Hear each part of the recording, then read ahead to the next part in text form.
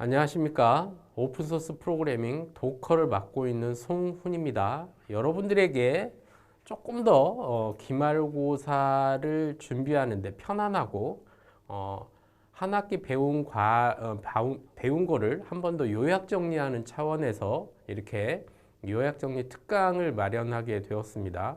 아무래도 시험 문제에 나올 만한 중요한 부분들을 한 번 더 요약 정리를 하는 시간이기 때문에 여러분들이 오픈소스 프로그래밍 도커 기말고사를 준비할 때 조금 더 유익한 시간이 되지 않을까 싶습니다. 그래서 여러분들이 꼭 한번 요약된 이 시간을 꼭 경청을 해주시기를 부탁을 드리겠습니다. 저희들이 오픈소스 프로그래밍 한 학기 도커를 배웠는데요. 제일 중요한 부분들을 이해를 하고 계시면 어디에서 뭐 중요한 시험 문제가 나오겠다라는 것들을 여러분들이 감을 잡을 수가 있겠죠.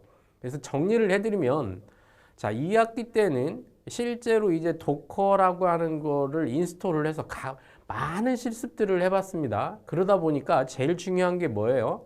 도커와 관련된 명령어는 여전히 1학기 때처럼, 중간고사 때처럼 반드시 숙지를 하셔야 되고, 이제 조금 더 들어가서 일종의 여러 가지 도커 명령어를 쓰는 것들을 하나의 스크립트로 만들어서 좀 편하게 하고자 할 때 도커 파일이라고 하는 걸 쓴다고 그랬어요. 도커 파일과 관련된 명령어를 다 알으셔야 되죠. 도커 파일을 안다라고 하는 거는 도커의 이미지를 지금 이해하고 있다라는 거예요. 그래서 도커 이미지에 대한 구조도 알고 계셔야 되고, 더불어 도커 파일과 관련된 명령어는 다 알고 계셔야 된다는 겁니다.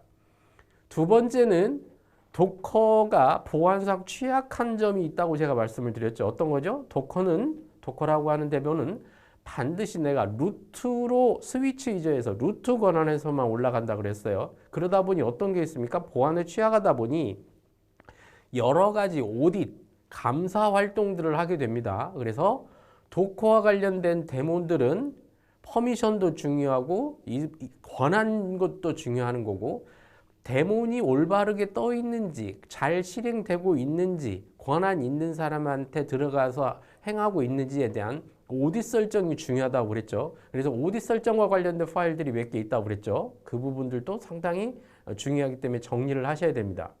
또 도커와 관련된 로그스에 대한 명령어들 많죠. 로그스, S가 붙어요. 그거에 관련된 명령 옵션들 이해하셔야 됩니다. 실무에서 많이 쓰고 있기 때문에. 또 마지막 시간쯤에서 도커로 끝나지 않고 실제로 여러분들이 실무에서 나가게 운영하시면 어떤다고요? 쿠버네티스를 반드시 쓰시게 된다고 그랬죠. 네. 도커라고 하는 것은 하나의 그냥 운영하는 툴일 뿐이고, 결국 내가 컨테이너를 오케스트라제이션이라고 그랬죠. 마치 지휘자가 연주하는 것처럼 이런 툴로서를 하면 좀 더 상위 개념으로 올라가는데, 그게 쿠버네티스를 쓴다고 그랬어요. 그러면 쿠버네티스는 마스터 노드와 실제 일어나는 워커 노드로 마련이 되고, 워커 노드에서 실제 노드와 팟으로 구분이 된다고 그랬죠. 그래서 마스터 노드, 워커 노드의 구분, 그리고 각각 마스터 노드에는 어떤 것들이 있고 워커 노드에는 어떤 것들이 있고, 이런 핵심적인 부분을 이해를 하시면 됩니다. 또 하나는 여러분들 데브옵스라고 개발과 운영이 단순히 합쳐졌다라고 하는 걸 떠나서 프로세스 측면이나 툴 관점에서도 완전히 합쳐진 개념, 데브옵스라고 하는 문화에 대해서 이해를 해야 된다고 말씀을 드렸어요. 그래서 CI/CD 툴부터 데브옵스가 갖는 게 어떤 의미인지, 단순히 데브옵스의 정의를 아는 것보다 우리 회사의 데브옵스를 반영을 하고자 할 때 어떤 것들을 적용을 해야 되는지가 중요하다고 그랬습니다. 그런 문화 요소들에 대해서 파악을 하셔야 됩니다. 이런 부분들이 이제 중요한 요소들이었어요. 각 이제 강론으로 넘어가 보면 도커 파일은 아주 중요하다고 그랬죠. 명령어 다 알고 계셔야 돼요. 자, 도커 파일이라고 하는 거는 도커의 이미지 생성을 위한 도커 전용 언어입니다.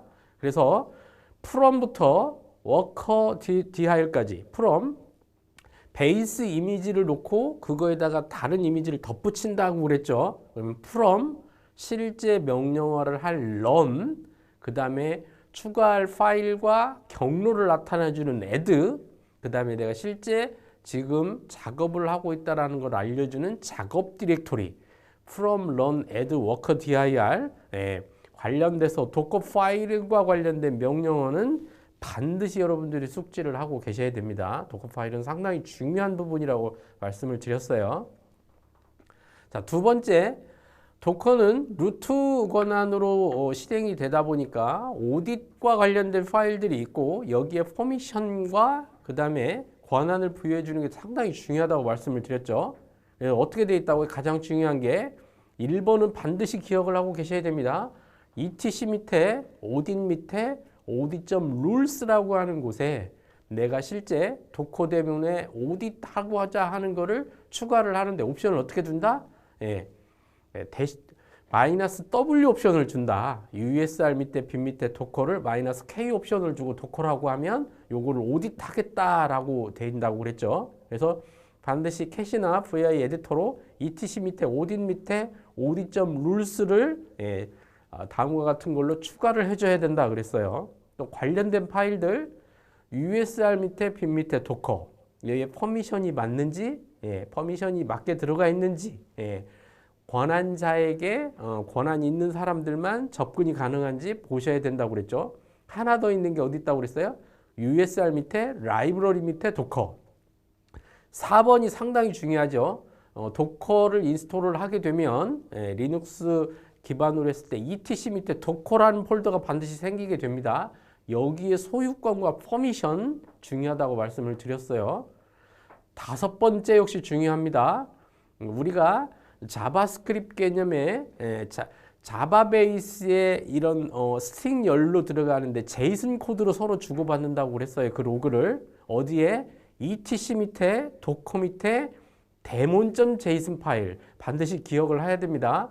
daemon.json 파일이라고 하는 부분을 기억을 하셔야 된다. 이 부분이 뭐과 관련이 돼 있다? 도커 대문에 audit과 관련이 돼 있다. etc 밑에 도커 밑에 daemon.json 파일이 있다라고 하는 것을 기억을 하시고 반드시 그 파일이 어떤 형태의 구조로 되어 있는지도 보셔야 됩니다.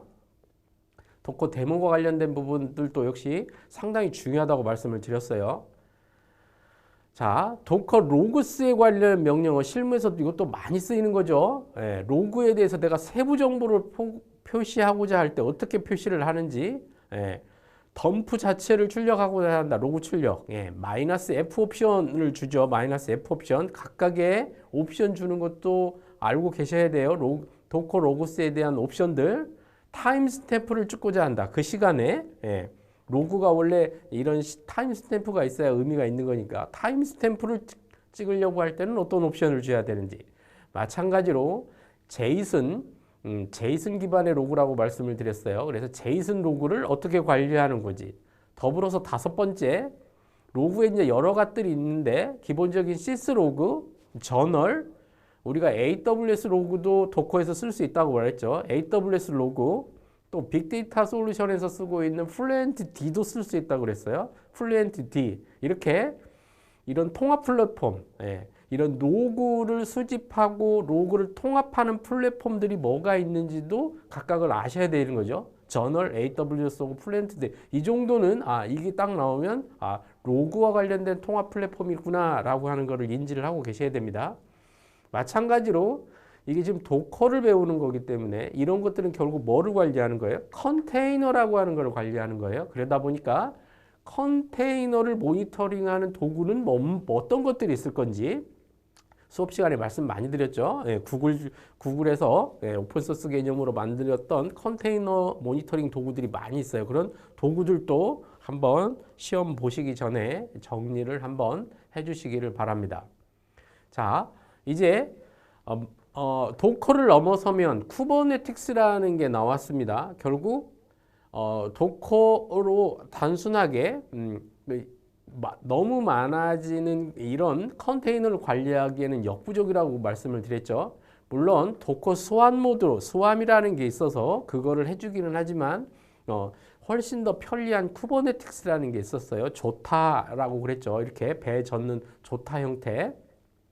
쿠버네티스의 원언을 말씀을 드렸어요. 그래서 쿠버네티스 이런 컨테이너를 오케스트라제이션하는 툴로서의 쿠버네티스입니다. 그러니까 쿠버네티스 안에 이미 도커가 포함이 되어 있는 거죠. 그래서 쿠버네티스의 구조에 대해서 설명을 드렸어요. 마스터 노드와 워커 노드가 있다. 다시 워커 노드는 어떻게 구분이 된다? 노드와 실제로 서비스를 해줄 POD로 구성이 된다. 그 다음에 각각의 구성 요소도 알고 계셔야 된다는 말씀을 드렸죠. 마스터 노드에서 큐브 API 서버, 그 다음에 etcd 뭐라고 그랬어요? 이게 일종의 데이터베이스라고 말씀을 드렸죠. DB와 비슷한 역할을 한다. 워커 노드에서 핵심 뭐예요? 큐블릿이라고 그랬죠. 큐블릿. 예. 그 다음에 큐브 프락시, 컨테이너 런타임이 여기서 돌아간다. 이게 뭐예요? 이게 도커예요. 워커 노드의 컨테이너 런타임이 도커입니다. 이거 설명드리면서 도커 외에도 다른 것들이 컨테이너 런타임이 있다고 말씀을 드렸죠.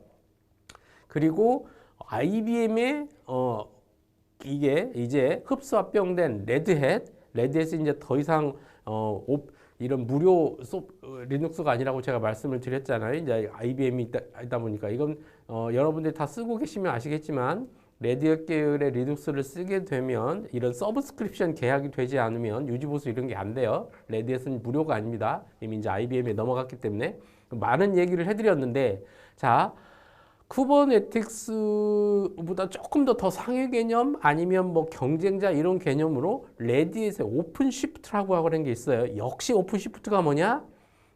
이런 빅데이터 솔루션을 포함한 컨테이너를 관리하기 위해서 레드햇이 내놓은 일종의 플랫폼인데 이 오픈시프트 역시 어떤 거라고요? 도커를 포함할 수도 있고 뭐 이런 쿠버네티스를 포함할 수도 있고 이렇다고 그랬어요. 그래서 레드햇의 오픈시프트는 이걸 가지고 프로젝트를 하는 데가 많기 때문에 레드햇 오픈시프트에 대해서 구조에 대해서 설명을 드렸습니다. 간단한 구조들은 여러분들이 시험 보기 전에 한번 정리를 해주셨으면 좋겠어요. 자, 이제 마지막으로 소프트웨어 공학 시간에도 한 번쯤은 들어보셨을 내용들, 데브옵스라는 개념이 있었죠. 개발과 운영을 같이 한다. 이런 어떤 교과서적인 정의를 떠나서 데브옵스가 갖고 있는 개념이 있었습니다. 설명을 드렸고요. 좀 더 중요한 건 데브옵스의 문화적인 요소가 있었다고 그랬죠. 데브옵스를 하기 위한 문화적인 요소들이 있다. 신뢰 이런 부분들 상당히 중요하다고 말씀을 드렸어요. 서로 그 개발자끼리 믿지를 못하면 데브옵스가 안 돼요. 개발과 운영을 같이 하다 보는 거기 때문에. 물론 여기에 보안까지 들어가면 뭐 데브섹옵스 이런 용어들이 나오지만 그거는 계속 만들어지는 용어고, 조금 더 중요한 건 어떤 거다?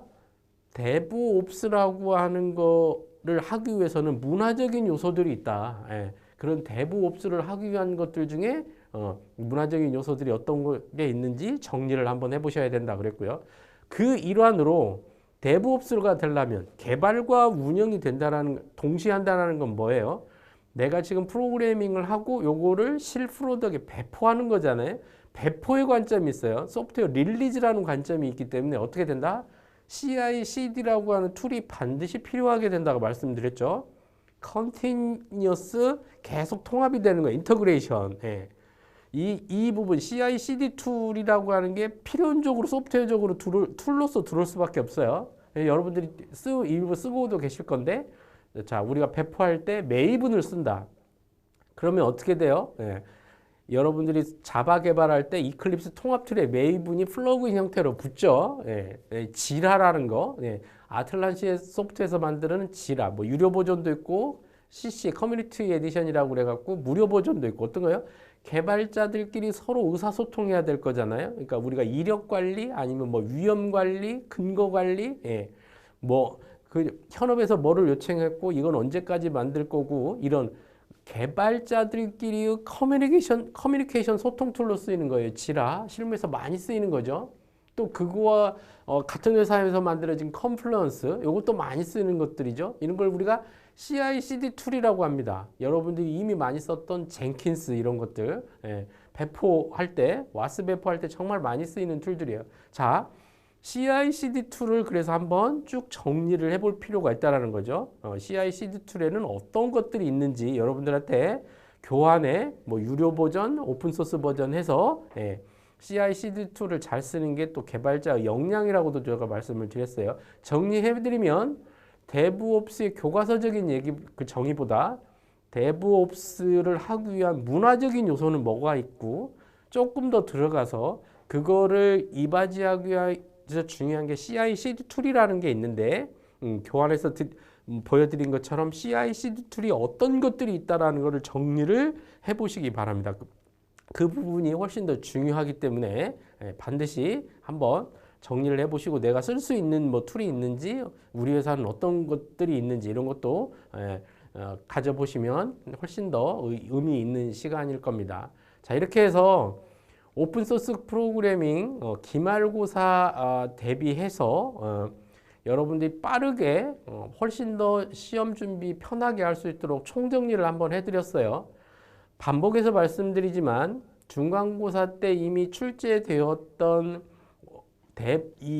그 도커를 설치하고 업데이트하고 뭐 버전 비교하고 이거는 여전히 알고 계셔야 돼요. 본 프로그램이 오픈소스 프로그램 도커이기 때문에 처음 이 도커를 설치하는 부분들을 여러분들이 실습이 중요하잖아요. 그 부분을 여러분들이 얼만큼 이해했냐라고 물어보는 거는 다시 한번 명령어를 알고 있느냐라고 물어보는 수밖에 없기 때문에 설치 관련 부분, 스크립트 이 부분은 반드시 일단 숙지를 하시고 들어오셔야 돼요.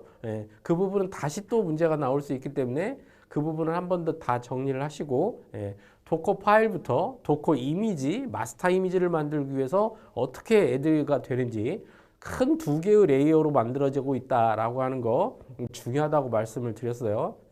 도커 이미지 생성하는 부분 늘 중요하다고 말씀을 드렸습니다. 그리고 쿠버네티스와 오픈시프트 구성 요소들 이해하시면 될 것 같고 데브옵스의 개념, 문화적인 요소 그리고 유료 무료에 어떤 툴들이 쓰고 있는지 이렇게 CI/CD 툴이다. 이런 것들은 뭐 로그와 관련된 툴이다. 이렇게 구분하실 수 있다라고 하면 어렵지 않게 기말고사도 다 좋은 성적을 낼 것으로 판단이 됩니다.